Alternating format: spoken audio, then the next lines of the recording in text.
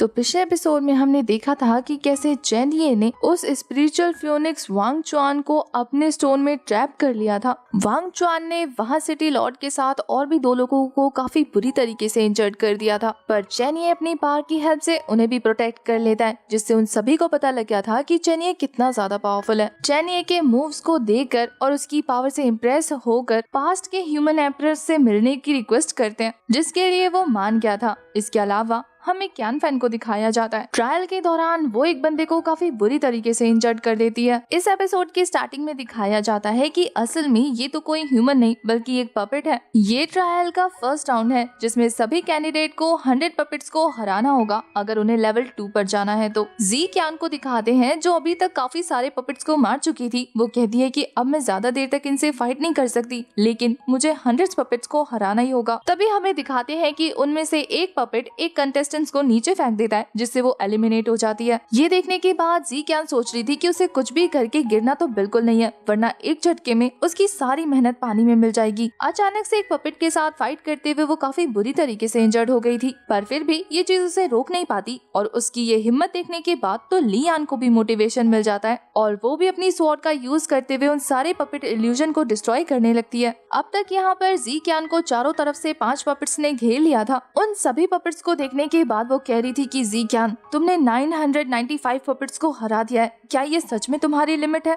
तुमने अभी तक मास्टर से बहुत सारी स्किल्स नहीं सीखी हैं और तुमने अभी तक अपना रिवेंज भी नहीं लिया। तुम इतनी जल्दी हार तो बिल्कुल नहीं मान सकती। वो खुद को मोटिवेट करते हुए कह रही थी कि मैंने इतनों को हराया और ये तो बस 5 है, मैं इन्हें भी हरा दूंगी। वो पपेट्स अपने स्पेयर की हेल्प से जंप करते हुए उसके ऊपर अटैक कर देते हैं, जिसे वो जंप करके डॉज कर लेती है। इसके बाद तो वो हवा में ही अपनी स्पिरिचुअल एनर्जी को रिलीज करते हुए शुआन युन फाइटिंग टेक्निक का यूज करके काफी पावरफुल थंडर रिलीज कर चुकी थी। उसके थंडर के इफेक्ट से वो सारे के सारे पपेट एक ही साथ डिस्ट्रॉय हो जाते हैं। जी क्यान इकलौती ऐसी थी जिसने अब तक उस ट्रायल में 100 पपेट्स को हरा दिया था, इसलिए देखते ही देखते वो टेलीपोर्ट कर दी जाती है लेवल 2 पर। लेवल 2 में उसकी आंखों के सामने लावा की नदी थी, जिसे देखने के बाद वो कहती है कि लेवल 2 तो सच में काफी ज्यादा खतरनाक है। वो लावा की नदी जितनी गहरी उतनी ही ज्यादा डेंजरस दिख रही थी। वो अपने चारों तरफ घूम घूम कर उस जगह को एक्सप्लोर करने लगती है। तभी अचानक से वो जगह शेक करने लगा था। शेक करने की वजह से बड़े बड़े पत्थर ऊपर से नीचे गिरने लगते हैं। वो काफी बुरी तरीके से डर गई थी। तभी अचानक से उस लावा की नदी के अंदर से एक ड्रैगन बाहर आता है। वो ड्रैगन जी क्यान के सामने घूमते हुए काफी बुरी तरीके से रोर कर रहा था।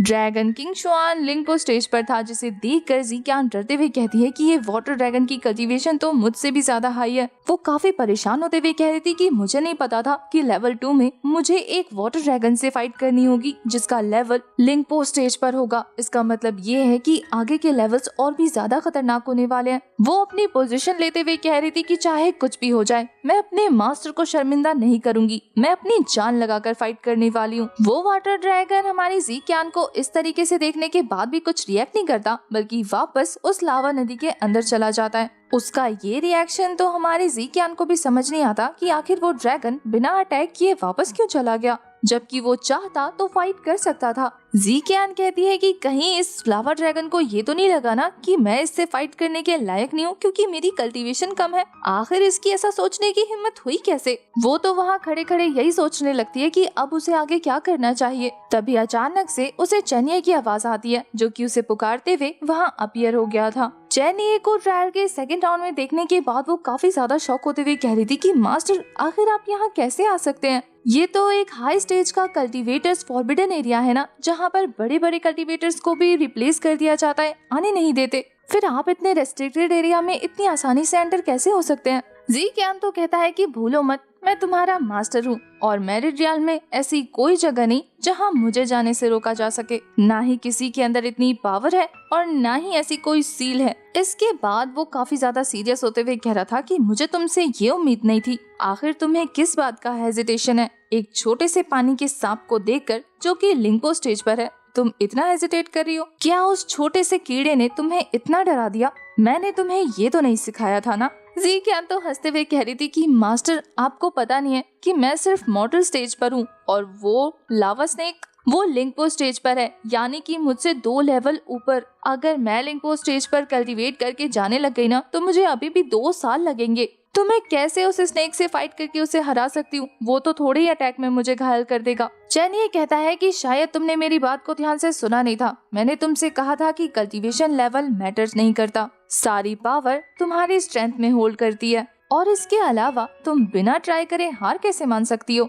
मैंने तुमसे पहले ही कहा था कि तुम मेरी स्टूडेंट हो, ऐसी कोई चीज नहीं जो तुम्हारे लिए इम्पॉसिबल हो। मास्टर चेनिए की बातें सुनने के बाद जी क्यान फिर से जोश से भर जाती है और अब वो उस लावा नदी में जंप करने वाली थी, लेकिन उसे फिर से हेजिटेट करता देखकर चेनिए कहता है कि अगर तुम्हें इतना ही डर लग रहा है तो क्यों ना मैं थोड़ी सी तुम्हारी हेल्प कर दूं। ये बोलने के बाद वो उसे एक जोरदार किक के साथ लावा नदी में फेंक देता है। जी क्यान उस लावा नदी में गिर गई थी, लेकिन अंदर जाने के बाद उसे पता लगता है कि ये लावा नदी नहीं बल्कि एक नॉर्मल रिवर है। इसका मतलब ये था कि ऊपर से ऐसा दिखाया गया था इल्यूजन के थ्रू कि ये एक लावा नदी है। जी क्यान को पता लग जाता है कि शायद मास्टर ने पहले ही देख लिया था कि ये एक वाटर रिवर है, इसीलिए उन्होंने ऐसे मुझे अंदर फेंक दिया। वो तो यही सोच रही थी कि मास्टर कितने ज्यादा कमाल के हैं, अब मैं उन्हें दिखा दूंगी कि मैं उनकी स्टूडेंट बनने के लायक हूँ। अब तक उस वाटर ड्रैगन को भी पता लग जाता है कि जी क्यान वाटर के अंदर आ गई है, तो वो तेजी से आगे बढ़ते हुए जोरदार रोर के साथ उस पर अटैक कर देता है। ये अटैक काफी ज्यादा जबरदस्त था, जिसे ब्लॉक करने में जी क्यान को अपनी काफी स्ट्रेंथ लगानी पड़ रही थी।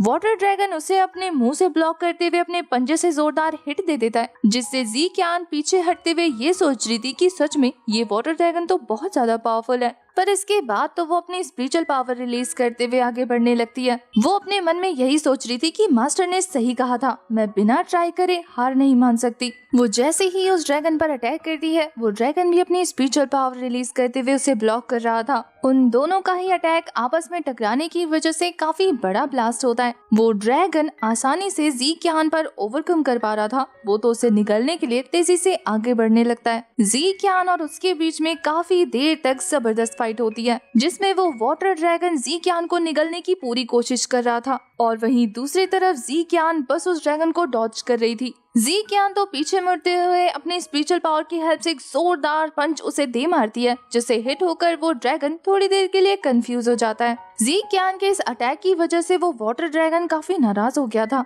उन दोनों को सिस्टम की हेल्प से जूकी और चेनिए ऑब्जर्व कर रहे थे, जहाँ जूकी कहती है कि मास्टर क्यानफेन काफी ज्यादा परेशान है, लेकिन फिर भी वो बहुत अच्छा कर रही है। चेनिए जूकी से कहता है कि जी क्यान के अंदर काफी सारी पावर है, लेकिन यहाँ वो काफी सही कर रही है। इसके अलावा उसके अंदर कॉन्फिडेंस की कमी नजर आ रही है। मैंने उसे इस ट्रायल में इसीलिए भेजा है ताकि उसकी कॉम्बैट स्किल्स इम्प्रूव हो जाए, और इसके साथ ही जब वो सारे लेवल्स को कंप्लीट करने के बाद ह्यूमन एम्प्रेस बन जाएगी तो उसे अपनी पावर पर भरोसा हो जाएगा। फिलहाल तो उसे ऐसा लगता है जैसे कि उसे और ज्यादा स्ट्रॉन्ग होने की जरूरत है, पर असल में तो उसे बस खुद पर भरोसा करने की जरूरत है। जूकी ये सुनने के बाद चेनिए से काफी ज्यादा इम्प्रेस होते हुए कह रही थी कि मास्टर आप तो कितनी दूर की सोचते हैं, आपने एक तीर से दो शिकार करने का सोचा। चेनिए कहता है कि ये ह्यूमन एम्प्रेस इनहेरिटेंस का ट्रायल असल में जी क्यान के लिए एक टेस्ट है, जो कि मैं ये देखने वाला हूँ कि वो फ्यूचर में ह्यूमन एम्प्रेस के तौर पर क्या करेगी।